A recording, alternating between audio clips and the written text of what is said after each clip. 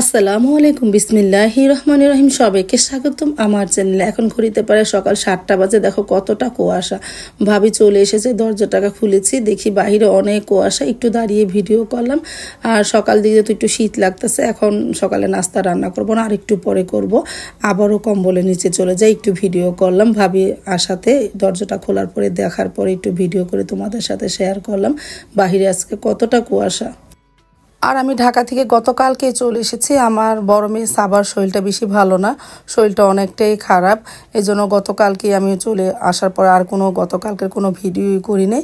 আজকে সকাল থেকেই ভিডিওটা করতেছি, সেটাই তোমাদের সাথে শেয়ার করলাম।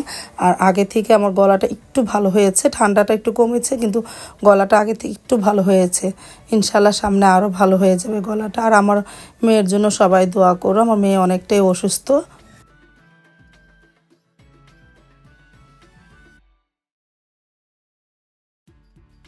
চলে আসলাম রান্নাঘরে। মানে দুধ না, কি বলবো, মেয়েটা শরীরটা খারাপ দেখে মনটাও খারাপ। চা বসিয়ে দিয়েছি আর খুদে চালের বোয়া রান্না করেছি, প্রেসার কুকারে বসিয়ে দিয়েছি, সাথে আলু সিদ্ধ দিয়েছি, আলু ভর্তা বানাবো। আর এদিকে ইলিশ মাছ, ছোট ছোট ইলিশ মাছ এনেছিল সাইদুলের বাবা। আরও 2 দিন আগে ফ্রিজে ছিল, আমি নামিয়ে রেখেছি। ভাবি এসে আইসটা তুলে দিবে না, তারপরে কেটে লবণ দিয়ে রাখবো না। আর এদিকে পুঁটি মাছের শুটকিটা টেলে নিতেছি। পুঁটি মাছের শুটকি ভর্তা বানাবো, আলু ভর্তা আর কালিজিরা ভর্তা। এই সকালে নাস্তা খুদের বউয়ার সাথে।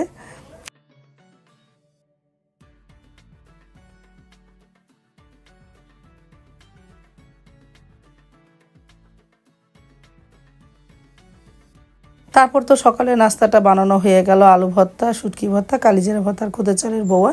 টেবিলে খাবারটা নিয়ে যায়। সাইদুল বাবা উঠে পড়ে ফ্রেশ হয়ে নিয়েছে, নাস্তাটা খেতে বসে পড়বে। এই যে আমরা নাস্তা খেতেও বসে পড়লাম। আর মেয়ে দুইজন এখন তো ঘুমাচ্ছে। বড় মেয়েটা তো শরীর খারাপ, আর এখন তো সব কোনো কিছু বাগার দিতে পারবো না, সব মেখে ঝুঁকে বসাবো।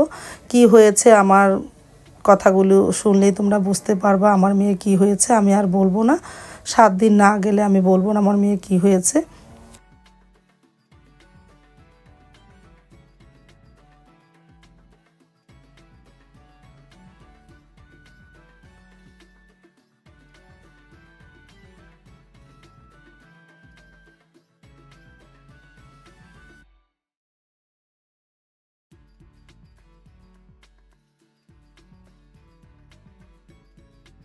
চা তো বানানো হয়েছে, এই যে সাইদুলের বাবা মা খেয়ে নিল, আমি এখন খাবো না।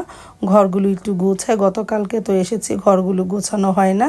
আর খুব মজা করে খুদের বউটা খেলাম। দেখো প্লেট চেটে এখন তুরিও খাচ্ছি। তারপরে ঘন্টা খানি বেজে গেল, আমি জান্নাত বুড়িকে নিয়ে বাহিরে আসলাম। জান্নাত বুড়িকে আমাদের ঘরে ঢুকতে দিতেছি না, কারণ সাবার তো শরীরটা ভালো না, এই জন্য। তারপর জান্নাত বুড়ি আর আমি বসে বসে চা খেলাম। এই যে জান্নাত বুড়িও এসেছে। জান্নাত বুড়ি তো ঘরে ঢোকার জন্য অনেক বায়না করতেছে, কিন্তু ঢুকতে দিব না, কারণ সাবার শরীর ভালো না। তারপর আমি রান্নাঘরে চলে আসলাম। এদিকে জান্নাত বুড়ি সারামণি কোলে উঠেছে। বোনের কোলে উঠে কি তার খুশি। সারামণি কিছুক্ষণ কোলে নিয়ে হাঁটলো। আর বাহিরে মাশাআল্লাহ এখন অনেক রৌদ্র উঠেছে। আমি রান্নাটা বসিয়ে দিলাম, ভাত বসিয়ে দিলাম। আর পাতাকপিটা কেটে নিয়ে পাতাকপি ভাজি করব, আর বেগুন আলু দিয়ে ইলিশ মাছ রান্না করব। সব মেখে ঝুঁকে কষানো কোনো কিছু করব না, বাগারও দিব না। এই যে ফুলকপি, পেঁপে, পাতাকপি এগুলো দিয়ে একটু হালকা নিরামিষ রান্না করব খাবার জন্য। দেখি মেয়েটা খায়নি, মেয়েটা শুধু রসগোল্লা আর কমলাই খাচ্ছে, আর কিছুই খাচ্ছে না। আর এদিকে ভাতটা ঠিকা দিয়ে ফেলেছি। এখন মেখে ঝুঁকে ইলিশ মাছটা বসিয়ে দিয়ে পেঁয়াজ, কাঁচামরিচ, টমেটো, আলু, বেগুন, হলুদ গুঁড়া, মরিচ গুঁড়া, ধনিয়ার গুঁড়া, তেল দিতে ভুলেই গিয়েছিলাম।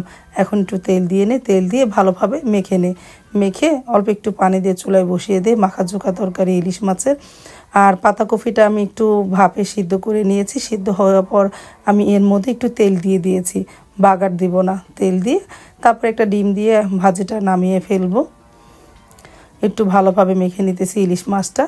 আবার অল্প একটু পানি দিয়ে চুলায় বসিয়ে দিব।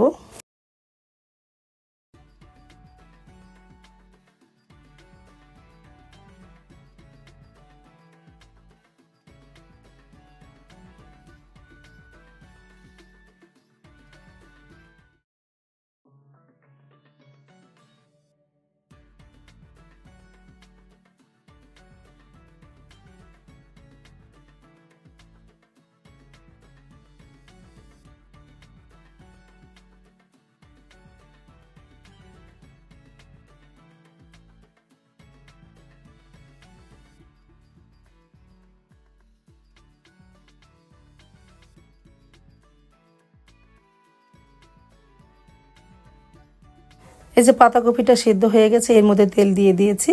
এখন আস্তে আস্তে আর একটু ভাজা ভাজা করব, তারপর একটা ডিম ভেঙে দিব আর একটু ধনেপাতাও দিব।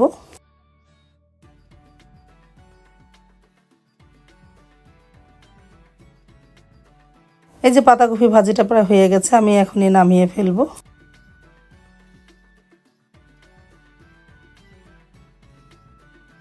আর এদিকে ইলিশ মাছের তরকারিটা বলক এসেছে অনেকক্ষণ আগে, এর আগেও একটা নাড়া দিয়েছিলাম, এখন আরেকটা নাড়া দিই আর ঢাকবো না। আলুটা প্রায় সিদ্ধ হয়ে এসেছে, বেগুনটা প্রায়, ঝোলটা আর একটু ঘন হলে নামাবো, এই জন্য আর ঢাকবো না, ঢাকলে তো বেগুনটা বেশি গলে যাবে।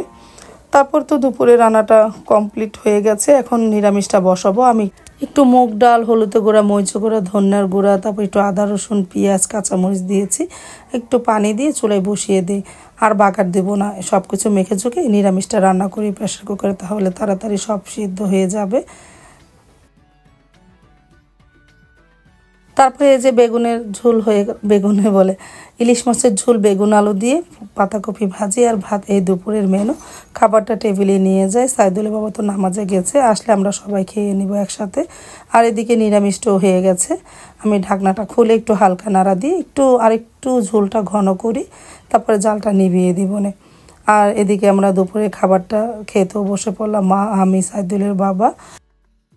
আর সারামণি তো এখন খাবে না, বলতেছে পরে খাবে, ও তরকারি মাছ খাবে না। তারপরে ওর মাছটা একটু সেদ্ধ করে দিব, ভাজবো না।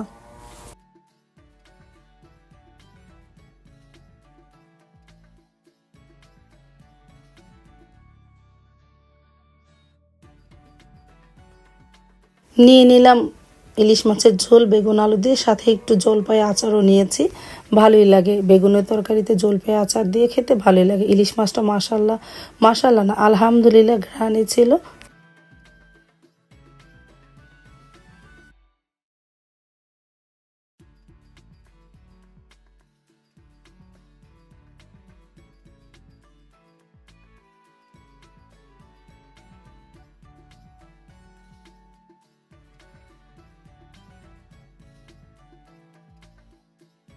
তারপর তো দেখতে দেখতে বিকেল হয়ে গেল। বড় ভাইয়া সাবাকে দেখতে এসে বলতেছে আমি মিষ্টি নিয়ে আসি। তারপরে বড় ভাইয়া রসগোল্লা আর রুটি নিয়ে আসলো, সাবাকে দিলাম, সাবা খাচ্ছে। সাবাকে তো ভিডিও করা যাবে না, সাবার যেই অসুস্থতা, এর মধ্যে যদি মিষ্টি বা রসগোল্লা খায় খুব ভালো, এর জন্য। তারপরে ভাইয়া নামাজ পড়তে চলে গেল, আমি একটু আদা চা বসালাম। আর মিষ্টি আনার পর বড় ভাইয়া সাবাকে বসিয়ে 2টা মিষ্টি খাওয়ালো। আলহামদুলিল্লাহ আমার মেয়ে 2টা মিষ্টি খেয়েছে। আর পাশের চুলায় একটু স্যুপ বসালাম, মুরগির বুকের মাংসটা নিয়েছি, সিদ্ধ করেছি, এখন হাত দিয়ে ভালোভাবে ছুটিয়ে তারপর একটু কর্নফ্লাওয়ার দিয়ে স্যুপটা রান্না করি খাবার জন্য। তারপরে যে চা দিলাম মাকে, তারপরে বড় ভাইয়াকে আর সারামণিকে। সারামণি দুধ চা খাচ্ছে, সকালের চা ছিল সেটা খাচ্ছে। আর মাকে আর বড় ভাইয়াকে আদা চা দিলাম, বড় ভাইয়া এই আদা চাটা খায়। তারপরে আমিও খেলাম।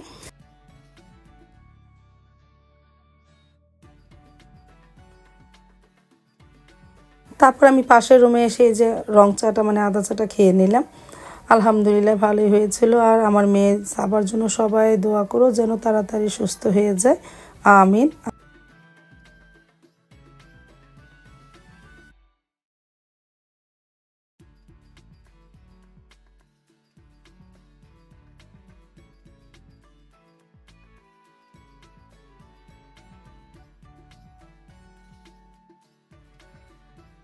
আমি চা খাচ্ছে দেখে বিড়ালটা ম্যামও শুরু করে দিল, ওকে একটু বিস্কিট দিলাম। আজ তাহলে এই পর্যন্ত, দেখা হবে আগামীকালকে নতুন আরেকটা ব্লগ নিয়ে। আল্লাহ হাফেজ, আসসালামু আলাইকুম।